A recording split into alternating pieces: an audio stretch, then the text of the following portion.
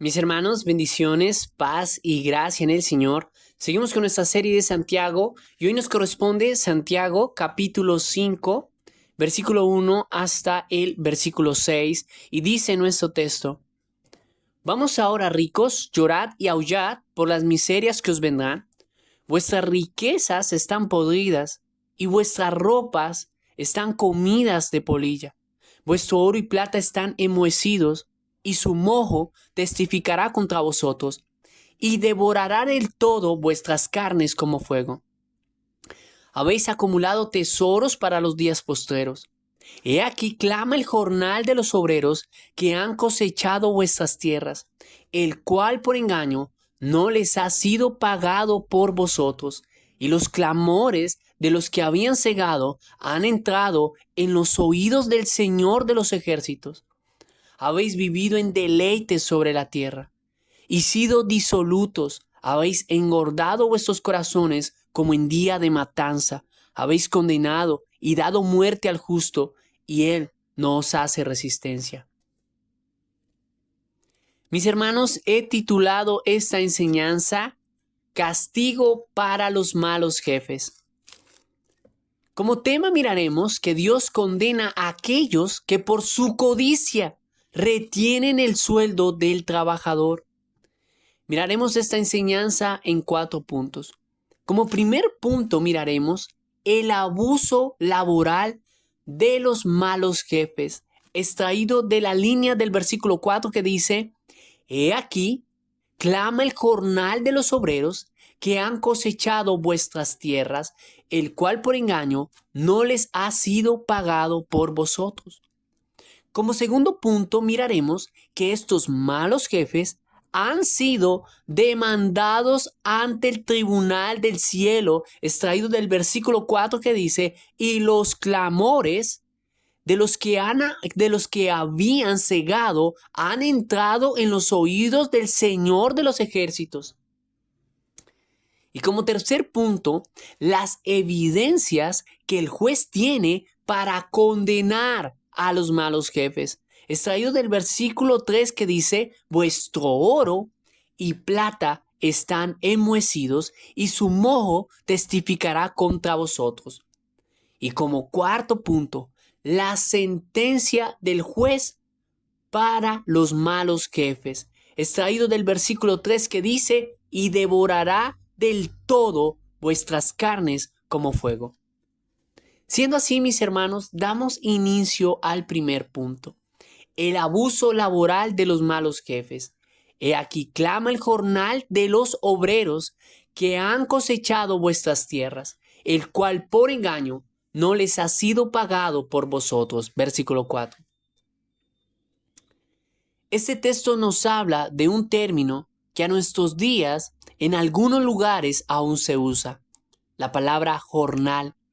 Un término que es muy común en el campesino. Expresiones como me deben 3 jornales, queriendo decir 3 días trabajados. En los tiempos de Santiago, los jornaleros eran aquellos que hacían labores de campo.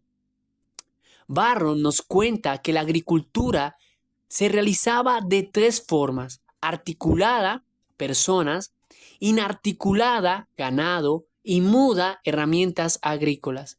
Escribió: toda la agricultura se lleva a cabo por seres humanos, y sean esclavos, libertos o ambos. Los únicos hombres libres que trabajaban la tierra eran los muy pobres o quienes se ofrecían a trabajar para pagar una deuda. Podemos ver, mis hermanos, cerrando cita de Barron, que los esclavos eran la fuente habitual de labor, pero se prefería en esa época el campesino libre, quien no era esclavo, para realizar estas tareas pesadas. Los ricos eran pocos. La clase media aún no existía. O eras rico o eras pobre. La pobreza era algo muy común en aquellos tiempos, y más aún para la Iglesia de Cristo, ya que debido a la persecución en Jerusalén, hermanos quedaron en la pobreza. La pobreza era notoria, que se notaba en los harapos de aquellos hermanos que entraban a la iglesia, como lo muestra el capítulo 2, versículo 2 de la misma carta, al decir: y también entra un pobre con vestido andrajoso. Era tanta la necesidad que en el capítulo 2, versículo 15 describe: y si un hermano o una hermana están desnudos y tienen necesidad del mantenimiento de cada día.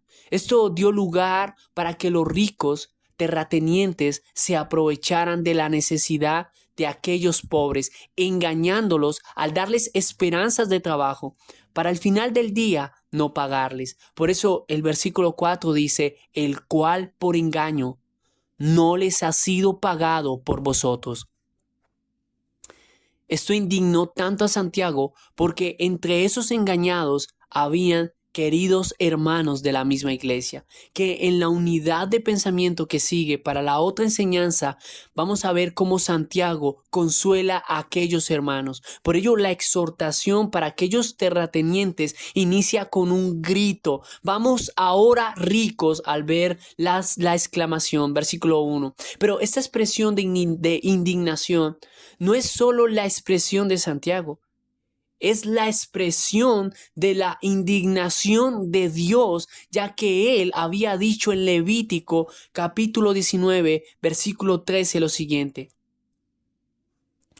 no oprimirás a tu prójimo ni le robarás. Escucha bien lo que sigue: no retendrás el salario del jornalero en tu casa hasta la mañana. Esto es, que no le demore el salario del trabajador. Si es por días se paga. Si es quincenal, páguele quincenal. Si es por mes, páguele el mes. Que la persona ya cumplió sus días trabajados. No le diga: espere unos días más, tranquilo que yo le tengo su plata, que tenía una deuda y por eso no le pudo pagar al empleado. Déjeme decirle que eso está mal. Pague sus deudas con su plata, con su trabajo y no con el sudor del otro.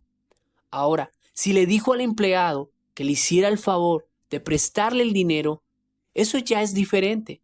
Pero por otro lado, si le salió un negocio que parece bueno y el único dinero que usted tiene para hacer ese negocio es el sueldo del empleado que toca pagarlo mañana, supongamos un ejemplo que es quincena, pero usted se dice que se espere unos días más porque ese negocio es bueno y confía que la plata no se va a perder, déjeme decirle lo siguiente: mal hecho.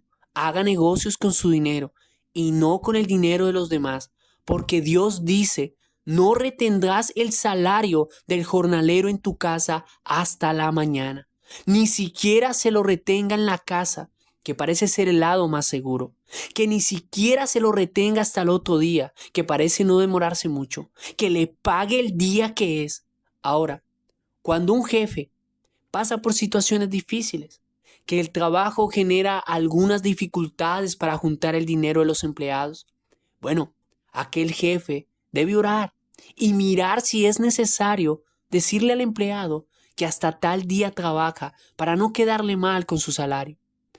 También hay casos donde al jefe, por algunas razones que salen de su alcance, aún no le han pagado el trabajo de su negocio o empresa y por esa razón se demora el pago de los empleados. Bueno, que sea por eso y no por intenciones propias. Recuerdo un tío mío que era contratista de obra y le llegó a suceder en algunos momentos que en el día que él tenía que recibir la plata para el sueldo de los obreros, por alguna razón, ese día no había plata.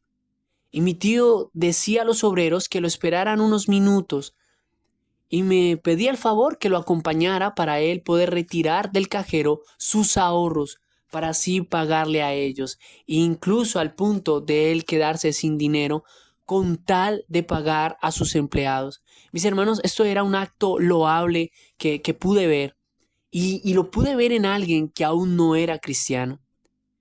Por la gracia del Señor, ahora él es un creyente, un nacido de nuevo en Cristo. Pero mis hermanos, si una persona así tenía este comportamiento tan ejemplar, aún no siendo creyente, ¿cuánto más lo debe tener un cristiano?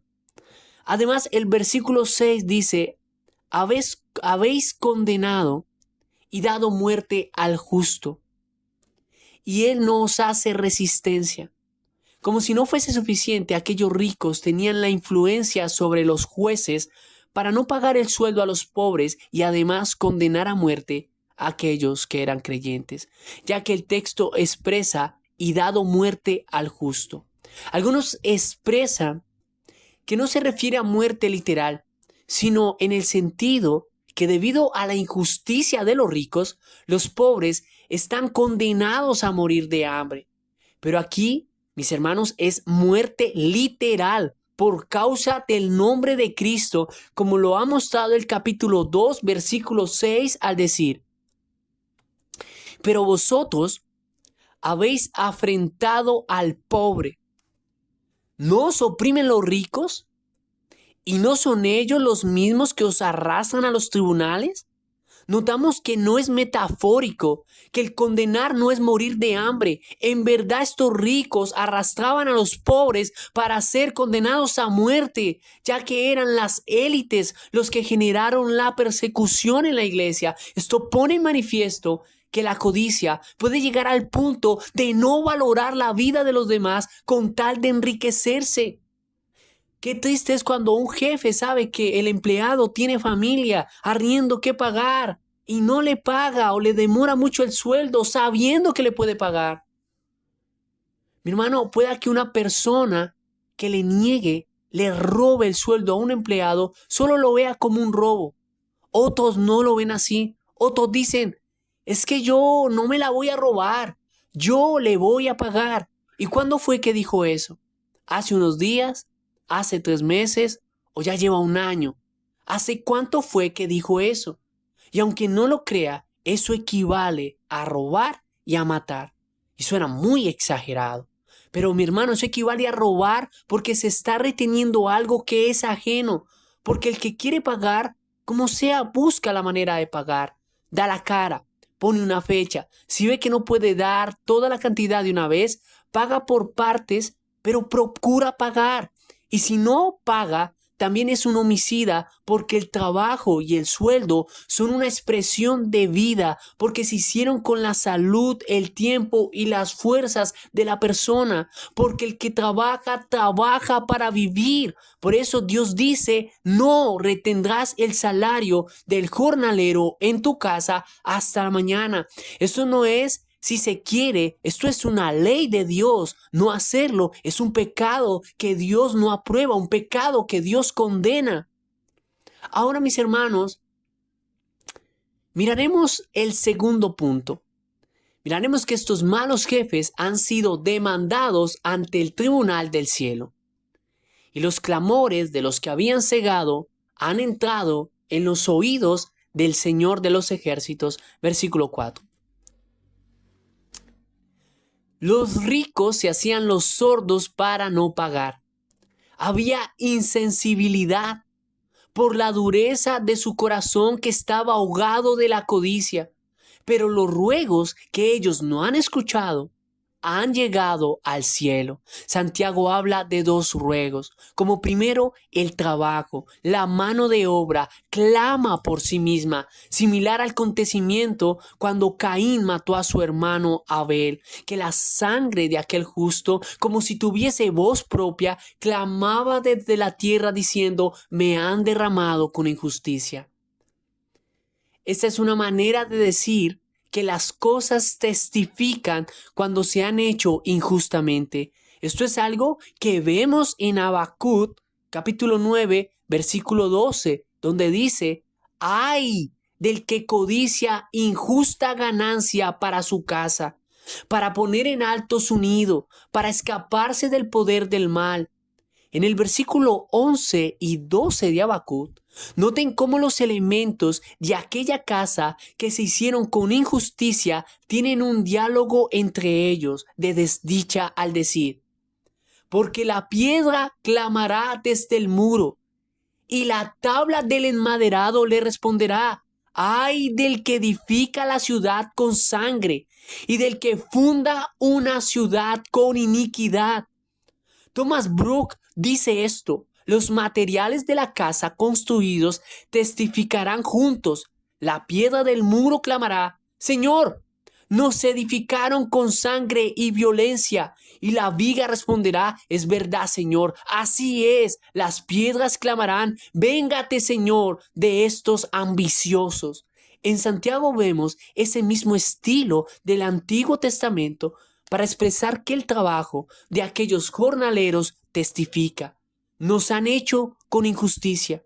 Míranos, Señor, nos han sembrado en esta tierra y hemos dado fruto por la mano de los pobres que han sido engañados. Porque he aquí, dice Santiago, clama el jornal de los obreros que han cosechado vuestras tierras. Ahora, esto no quiere decir que las cosas hablan o tienen vida. Es una metáfora, como cuando se dice las paredes tienen oídos, para dar a entender que detrás de las paredes o de las puertas alguien nos puede escuchar. Lo que Santiago nos quiere decir, por ejemplo, un hombre contrató a un maestro para que le levantara unas paredes. El maestro le hizo el trabajo, pero las paredes del hombre, más bien las palabras del hombre al obrero, cuando después de que el obrero terminó su labor, aquel que le contrató, las palabras que le dijo fue, tal día le pago. Y así se quedó. Y ese tal día o ese después le pago ya lleva meses. Pero esas paredes son un testimonio ante Dios de un trabajo que no ha sido pagado. Ahora, la segunda voz que testifica, versículo 4. Y los clamores de los que habían cegado han entrado en los oídos del Señor de los ejércitos. Los obreros están diciendo, jefe, páguenos. Si tuvieran el celular en aquella época, estarían con sus llamadas sin responder y sus mensajes en visto o bloqueados. Pero dice el texto que este clamor de los obreros y su trabajo han entrado en los oídos del Señor, en el Señor de los ejércitos. Al decir que este clamor en el griego se expresa que son gritos que han entrado en los oídos del Señor. Esto quiere decir que estos ruegos no han entrado por un oído del Señor y salieron por el otro, como si los dejara pasar.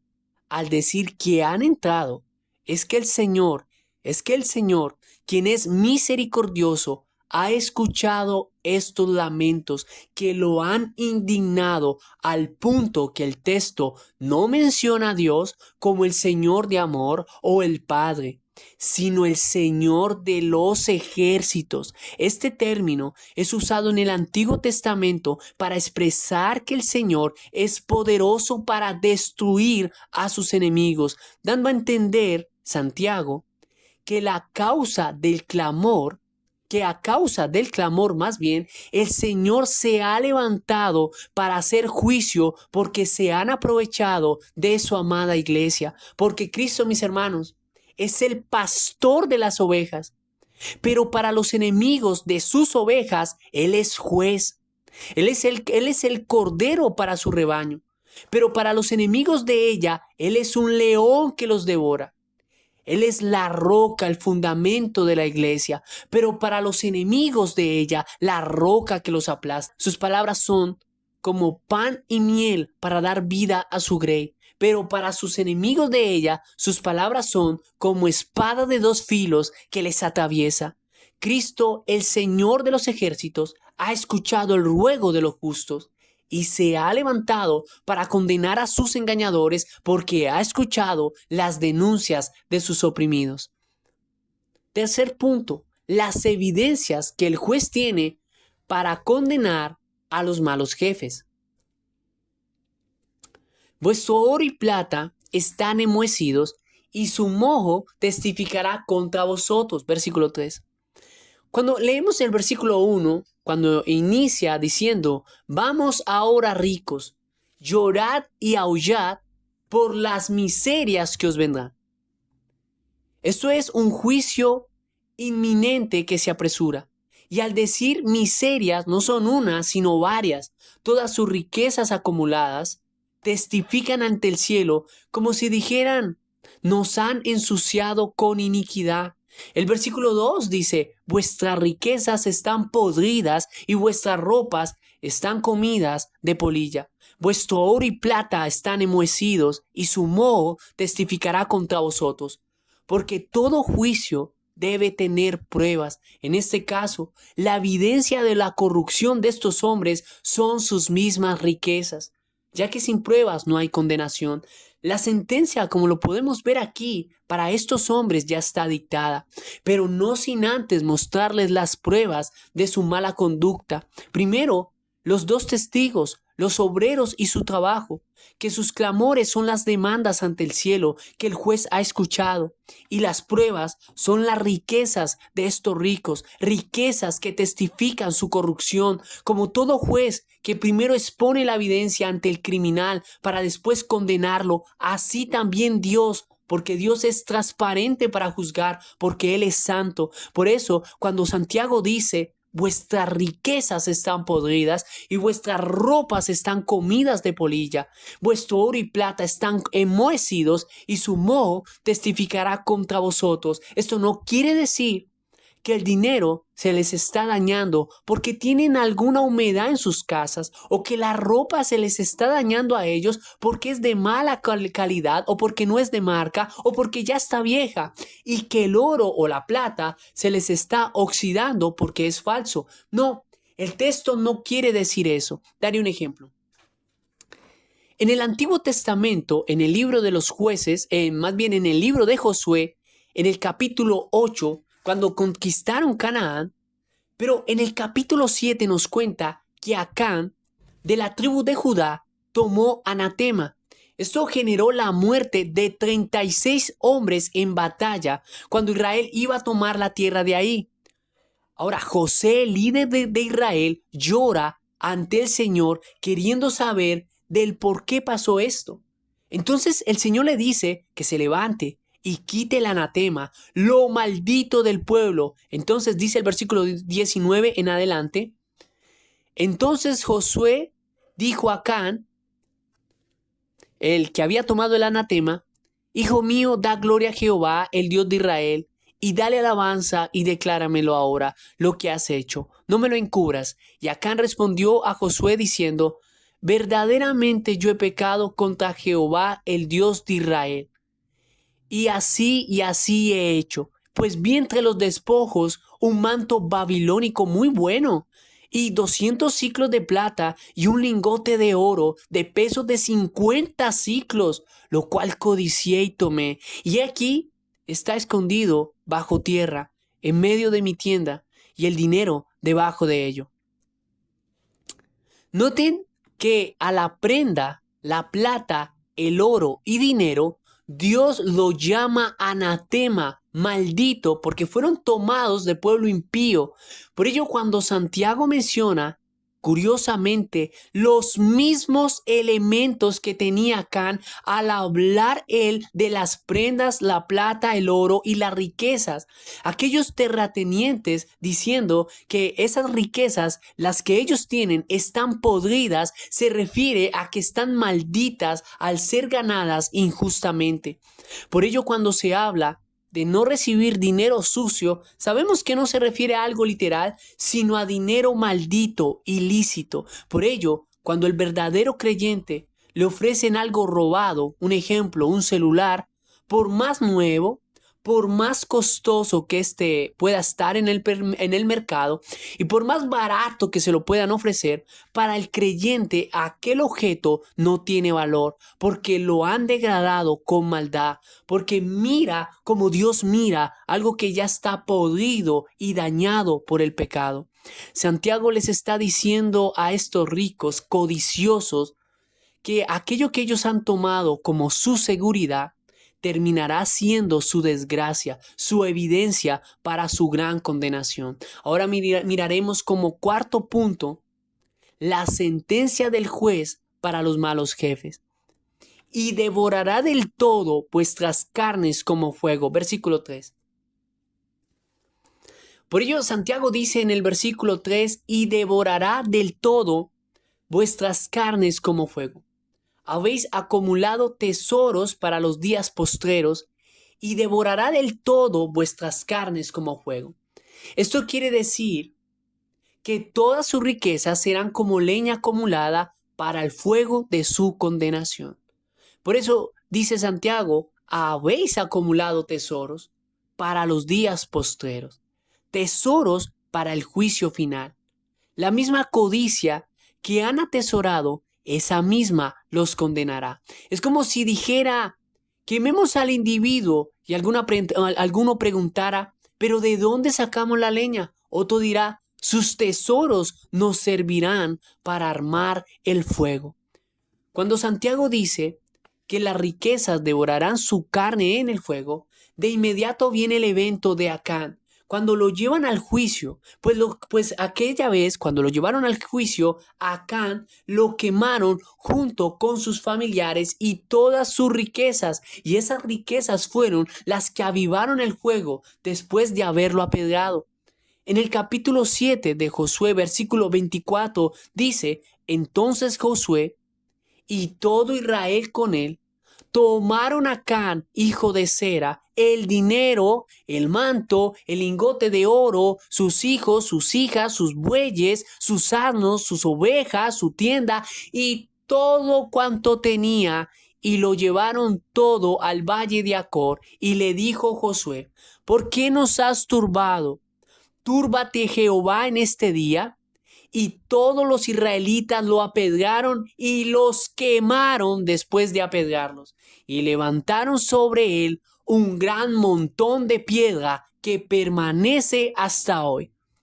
Cuando Santiago nos dice, y devorará del todo vuestras carnes como fuego, habéis acumulado tesoros para los días postreros, son palabras que generan la viva imagen del juicio de Acán por causa de la codicia y que ahora también están ahí para señalarle a los ricos el día del juicio de Dios en un fuego eterno, porque hay un día preparado y señalado para ellos.